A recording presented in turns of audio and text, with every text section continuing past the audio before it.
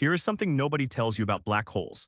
Falling into one might be the most peaceful experience in the universe right up, until it isn't, and understanding why that is true requires understanding something so strange about the nature of space-time and gravity that even Einstein, the man who predicted black holes existed, refused to believe they could actually be real. So let us go there, let us actually fall in.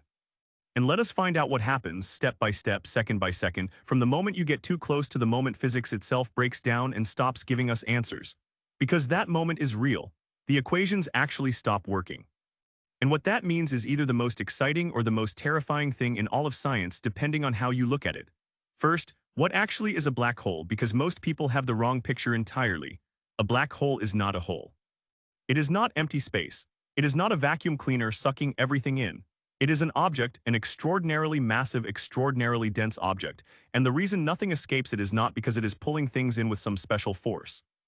It is because the mass is so extreme that it curves spacetime so severely that every possible path through space, every direction you could travel, every trajectory anything could take, they all curve back inward.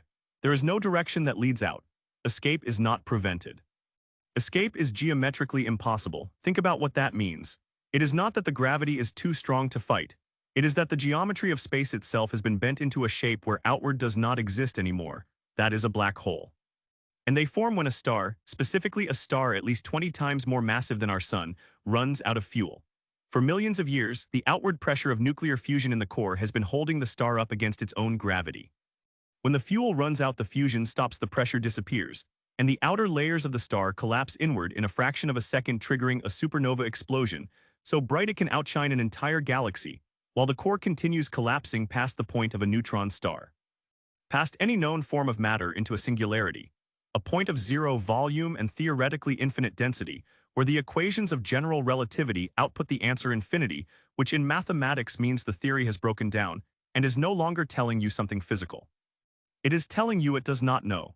Now here is where it gets genuinely interesting, because there are two very different experiences of falling into a black hole depending on where you are standing. And they are so radically different that for decades physicists thought they might be contradicting each other in a way that broke the fundamental laws of physics. Let us start with you watching someone else fall in, because this is where time gets strange. Imagine your friend in a spacesuit heading toward a black hole while you watch safely from a distance. As they get closer, something happens to them from your perspective. They start to slow down. Not because they are decelerating, but because gravity curves spacetime so severely near the black hole that time itself runs slower there.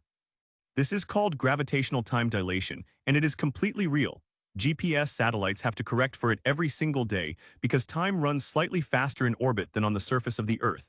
And without the correction, your navigation would be wrong by kilometers within hours. But near a black hole, the effect is not slight, it is extreme. As your friend approaches the boundary of the black hole, the point of no return called the event horizon, they appear to slow down more and more from your perspective, their movements becoming sluggish. Their signals becoming more and more redshifted, stretched to longer and longer wavelengths, until they appear to freeze completely at the event horizon, getting dimmer and redder until they fade from view entirely. From your perspective outside, they never actually cross the horizon. They are frozen there forever, preserved in a kind of temporal amber. But now here is the pattern: interrupt, switch perspectives. What does your friend actually experience as they fall in? Something completely different. They feel nothing special at all. If the black hole is large enough, and the supermassive black holes at the centers of galaxies, some of which contain billions of times the mass of our sun, are large enough, the tidal forces at the event horizon are actually quite gentle. Your friend crosses the event horizon without feeling anything unusual. No wall, no signal, no alarm, just ordinary freefall, the same weightless feeling an astronaut feels in orbit. The reason is that the event horizon is not a physical surface. It is just a mathematical boundary, a point of no return in the geometry of spacetime, and locally the spacetime there feels smooth and normal. The problem is your friend now has no way of knowing they crossed it. There is nothing to see, nothing to feel, and they cannot send a signal back to tell you because signals, like everything else, cannot escape. They have crossed a one-way door with no sign on it. Now what happens next inside the event horizon is where it gets genuinely violent, and the timeline depends entirely on the size of the black hole.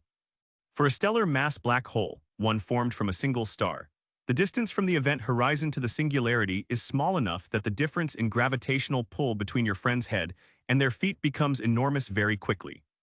This difference in gravitational force is called a tidal force, And near a stellar mass black hole, it will stretch your friend along the direction of fall and compress them sideways in a process that physicists, with a sense of humor, call spaghettification. And it is exactly what it sounds like. The tidal forces become so extreme that the atoms in your friend's body are pulled apart before they ever reach the singularity. For a supermassive black hole, however, like the one at the center of the Milky Way called Sagittarius A star, which contains 4 million solar masses, or the truly enormous ones at the centers of distant galaxies containing billions, the event horizon is so large that tidal forces there are manageable. And your friend would have hours or even days of normal experience inside the event horizon before tidal forces became a problem. Hours or days of falling through a region of space from which they absolutely cannot return or communicate. Think about what those hours would look like. Above them, the direction they came from, the entire observable universe would be visible compressed into a shrinking circle of light, like looking up through a closing aperture. All the light from the cosmos funneled into a smaller and smaller patch of sky as they fall deeper. Below them, nothing, darkness, the singularity approaching.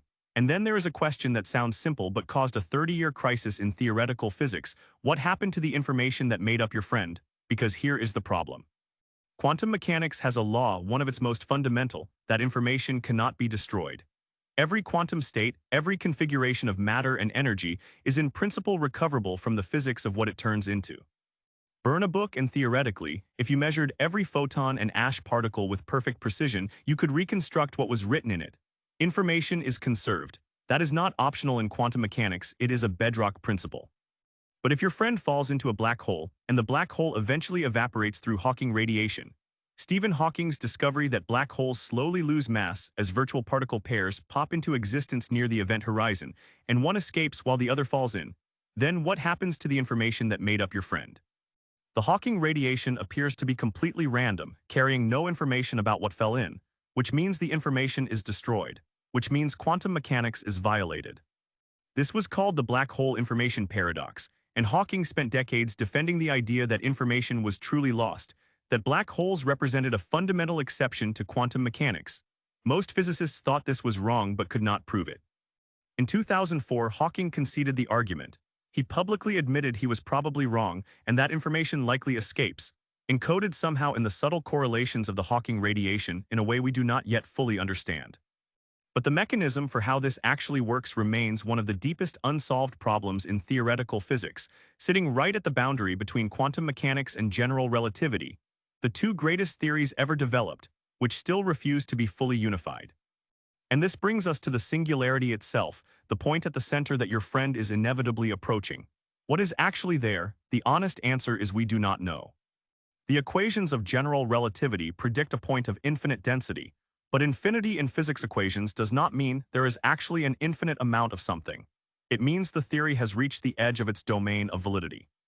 It means that to describe what happens at the singularity you need a theory of quantum gravity, a framework that unifies quantum mechanics and general relativity, and that theory does not yet fully exist. String theory and loop quantum gravity are candidates, and both suggest that the singularity is not truly a point of infinite density, but rather an extremely dense region where quantum effects dominate and the smooth geometry of spacetime breaks down at the Planck scale, the smallest meaningful length in physics. What replaces the singularity in a full theory of quantum gravity, nobody knows yet. The singularity is not the end of the story. It is the edge of our current knowledge, a door that our best theories cannot open, and what lies beyond it might be the most profound discovery waiting for physics in the 21st century. So the next time you look at a photograph of a black hole, and we have them now real images of the shadow of a black hole captured by the Event Horizon Telescope in 2019, remember that you are looking at a place where time runs differently, where directions cease to exist, where information may or may not survive, where the fabric of spacetime curves so completely that the universe folds in on itself, and where the two greatest theories in physics both reach their limits and quietly admit they do not know what comes next.